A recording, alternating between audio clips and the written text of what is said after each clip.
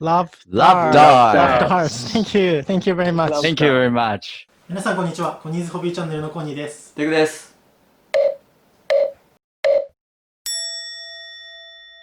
はじめまして、テクです。コニーズホビーチャンネルのブログの執筆担当をさせてもらってます。ダーツをゼロから作ってみたという企画の裏話的なことも配信させてもらってますので、興味のある方は概要欄の方にリンクの方を貼ってますのでご覧ください。お願いします。僕のダーツの方はですね、ライブのレーティングでいくと4くらいですね。ヘッポコプレイヤーちょっと言い方間違えました。成長途中のプレイヤーの僕なんですが、今回ものすごい人にインタビューをさせていただきましたので、その興奮と感動をですね、皆さんにお伝えしたいと思いまして、ちょっと説明をさせていただこうかなと思います。今回インタビューさせてもらいましたのがじゃんはい、エイドリアン・グレイさんです。エイドリアン・グレイさん、ダーツ好きな方なら皆さんご存知だと思うんですけど、一応、わからない方にも簡単な説明をさせていただきますと、もう一言で言うと最強のジャイアントキラーの方ですね。彼を語る上で絶対に外せないもう一人のダーツプレイヤーの方がいらっしゃいまして、フィルテイラーっていうこれまた伝説のもう史上最強のプレイヤーと呼ばれている方がいらっしゃいまして、その方がどれくらい強いかというとちょっとびっくりしちゃうんですけど、94年から2015年までの間、世界で最高峰の大会、PDC のワールドチャンピオンシップという大会で22回中14回優勝というね、ちょっとありえないだろうっていう、テニスで言ったらロジャー・フェデラー、将棋の羽生善治選手、彼らと同レベルの、ダーツ界だと存在なんですが、その方をですね、まだエイドリアン・グレイさんとしても成長途中の段階で倒してしまったという、そんなものすごい、まさにジャイアントキラーってかっこいい方なんですけど、その方にですね、今回インタビューさせていただけることになりましたので、そのちょっと模様をご覧ください。ちなみにエイドリアン・グレイ選手は今年アチーブ・グレイトネスというご自身のアパレルブランドも立ち上げられまして、動画の最後にはアチーブ・グレイトネスの商品のプレゼント企画もあるので、最後までお見逃しないようにお願いします。お願いします。それではご覧ください。どうぞ。Hi. Hi. Hi, how are we? Hi, how are you? I'm Connie. So, Hi, thank Connie. you. Yeah, nice to meet you. Thank you very much for taking your time for joining us. And No problem. we're privileged to be able to have an interview with you. So, first of all, our English is not like 100% perfect, so please go easy on me. Okay. So, thank you. First topic is about the Mr. Adrian Gray, yourself. So I think we are under this severe situation due to COVID-19, and many competition and tournament has been cancelled. So could you let us know how you have been practicing darts and keep your motivation? Well, obviously, it is the situation that we're all under is very difficult. So my main plan was to take the time to be able to practice, stay focused, keep sort of exercised, keep mentally strong, keep the mind clear. So obviously got myself doing routines on the practice board.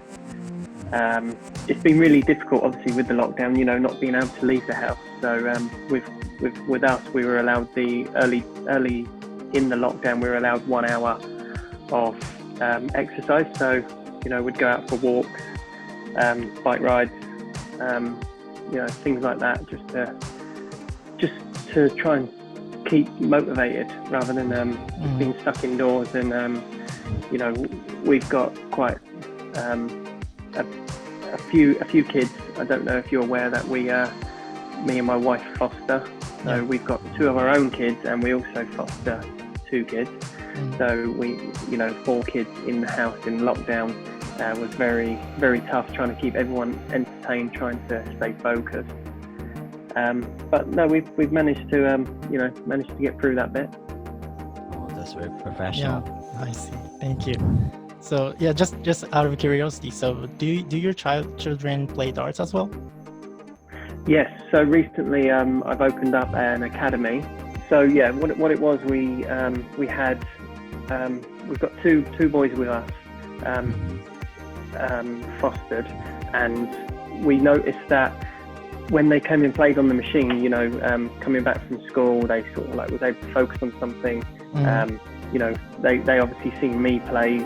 It gave them something to sort of look forward to, and we decided that's where we were going to open up the academy, and bring a lot of children in, because soft tip is it's so much more enjoyable to play, especially when you're learning, because the steel tip side of things, if you're not hitting, or you're not hitting the 180s or winning games, it's really kind of demoralizing, really.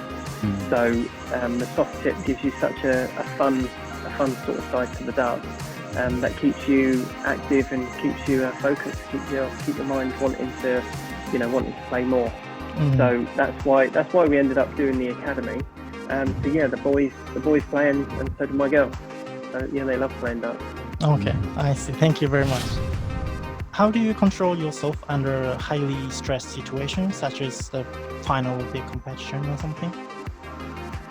To be honest, I think it's something you learn to deal with. No one can teach you them sort of positions. You genuinely need to get yourself into them positions, even if it is from a little local competition, getting to the final, and then winning that one. Then the next step is obviously a little bit bigger event, and then you're talking national event, and then worldwide event. So it's teaching yourself. Obviously, I've played in locally and won many locally events. Not so much on the PDC.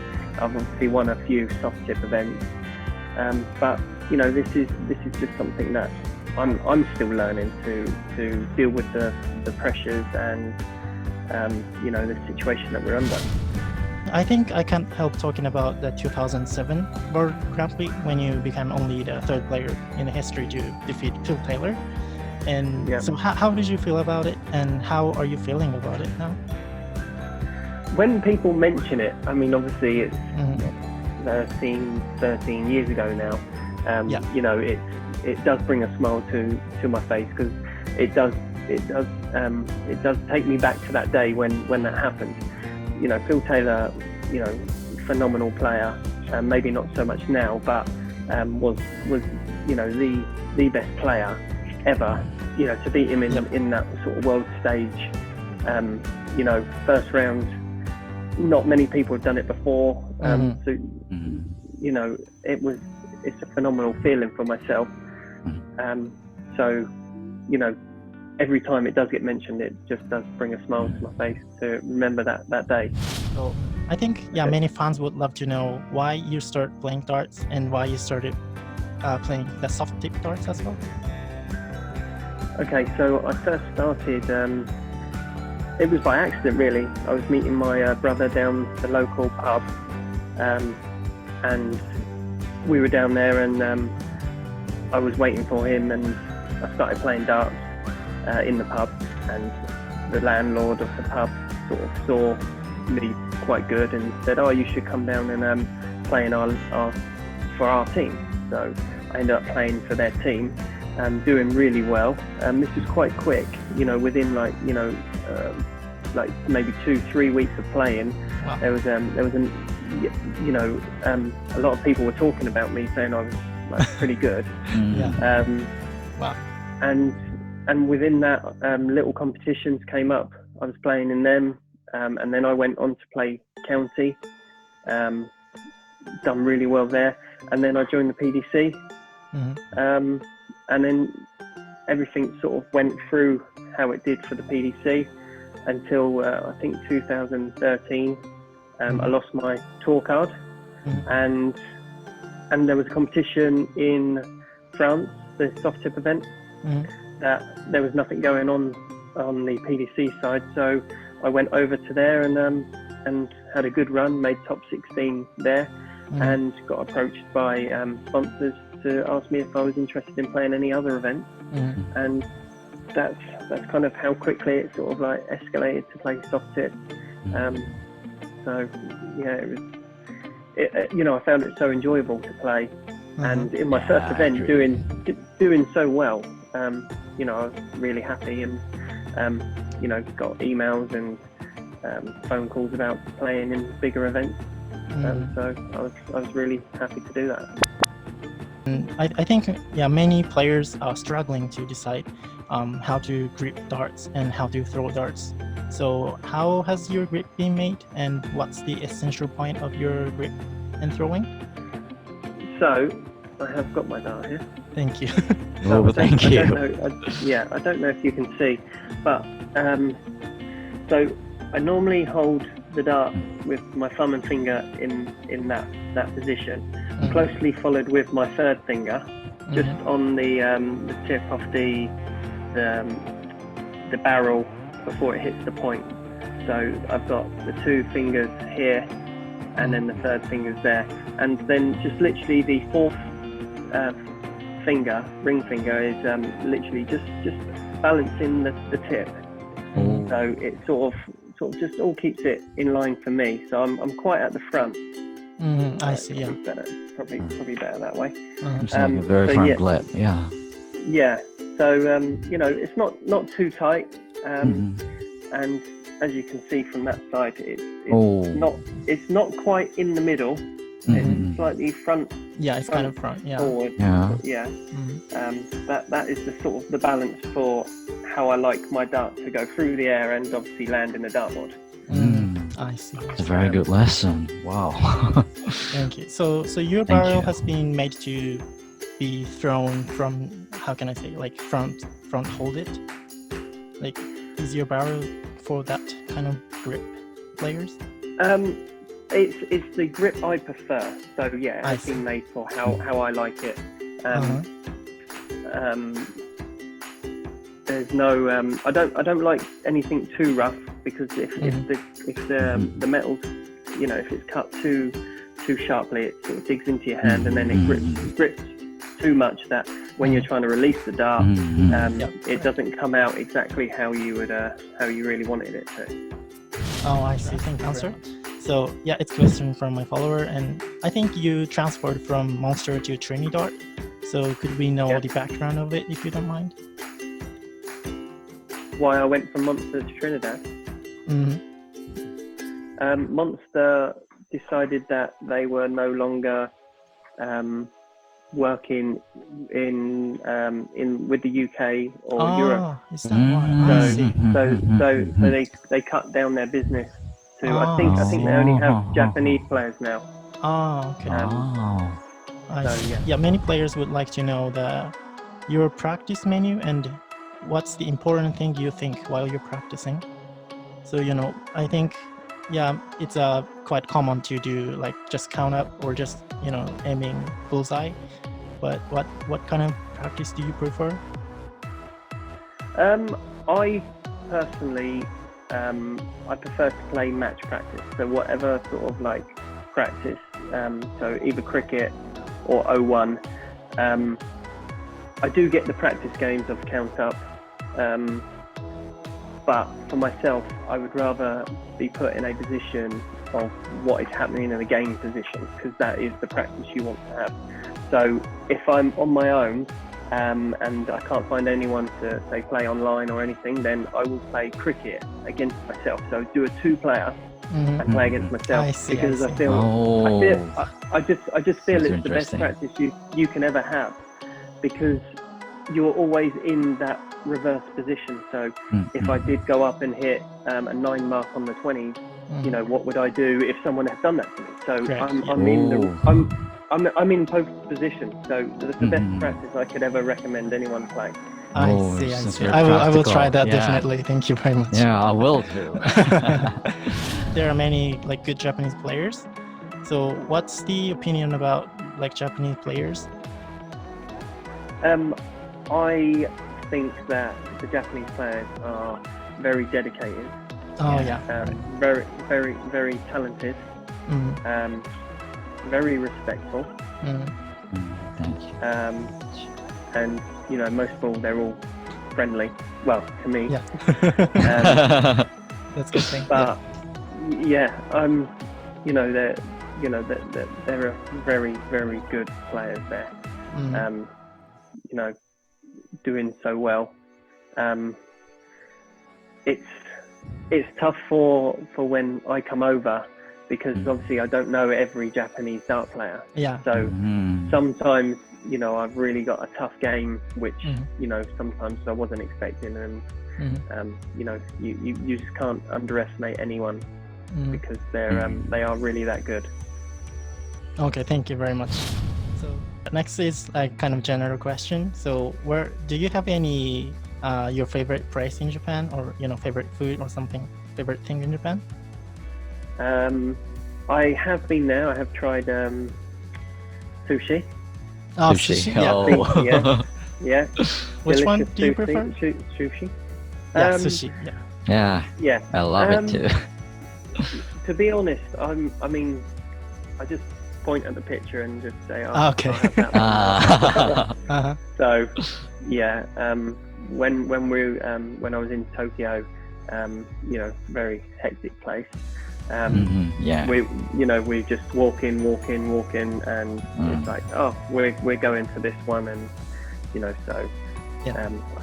I don't really know any sort of places that we actually went to, or any special names for any of the sushi. So just literally a lot of finger pointing, saying, "Can I have that one, please?" Okay, thank you very much. Let me just show what we are currently doing in Japan quickly. So, do you know about those barrels? We literally color by baking barrels. Oh, really? Yeah, are you able to see that? Different color? Yeah, different color. Yeah, So it used to be just a silver, and it colored by baking. So yeah, that's what we are working on it, and we are literally creating darts from scratch, like from zero, like the tip to the flight. And yeah, we just wanted you to know that we are working on it. And I think Peter Wright has had coloured barrels like that before. Oh really? I think similar. No. Yeah. Oh, was it by baking? I wouldn't know, honestly. Right. I wouldn't know. But I'm sure I've seen. I'm sure because obviously Peter Wright has quite multicoloured hair, doesn't he? So I'm sure he has had barrels made up in the past. I don't know if he's got them now, but he, I have seen multicoloured barrels before. But like I said, I don't know how they were made. Okay, I see. So if you see those barrels directly, it's super beautiful. So yeah, I would like to. Yeah, they do look nice. I'd like to give those barrels to you, and I would love you to try it. So do you mind if I'm sending it to you? No, that's fine. I can. Thank try you. that out. Thank you very much. I think we are thinking to the color your signature barrel. Do you mind it? No, that'd be fine. Thank you very much. Yeah, I will be sending it to you. Thank you. Thank you. Well, I would like to move on to the Achieve Greatness topic. So I think you've just started your Achieve Greatness, which is a apparel brand. So could we know the history of it and the origin of name of it? Okay, so Achieve Greatness was something that I've come up with. Obviously, it does represent my initials, AG. Yeah. Okay. That's what I thought actually initially. Yeah, and what that comes from is with the academy that we started, I wanted to put my name to that, but without it being Adrian Gray. So I wanted to give people something more positive, so that they could think of. So something like Achieve Greatness is perfect for us. The simplest thing is we wanted just the logo to go on their clothing. I see. Nice. So that basically the reason why we've done this clothing brand is so that people could when they put on the hoodie or whatever the top they're wearing, they were able to achieve greatness by wearing it and wanting to go on and do something. So I'll give you a couple of examples. So we've got a couple of people that we know very well that are just suffering with obviously the times that we're in at the minute, and we've given them a hoodie with Achieve Greatness, and just given them that hoodie, they've decided to go out of the house, which they normally wouldn't, and and go for walks, which is something they weren't really interested in doing, but because they've got this hoodie, they feel like they want to go out and do something. So we believe the littlest thing that they're doing is still achieving greatness. To maybe a young kid wanting to be the best dart player, they have a goal to aim towards. So the Achieve Greatness name just came up, came at the perfect time, really. Could you introduce the selling points of Achieve Greatness to my viewers? Yeah. Yep. Yeah. So sorry, I haven't got it written down. All right. That's fine. Thank you. So we've got the unique streetwear for people who want to conquer the world. Yeah. So another thing that plays on the conqueror. So it's mainly for, say, sports persons. So golfers, we've got the hats, we've got the polo tops, we've got sport bottles coming out. So basically what we're trying to do is we're trying to get the AG logo out there for people to see, so that every time someone does see that logo, they inspire to achieve greatness. This is the final question, since we are running out of time. So what could we know the goal of this year, or the overall goal of Adrian Gray and Achieve Greatness? So the goal would be to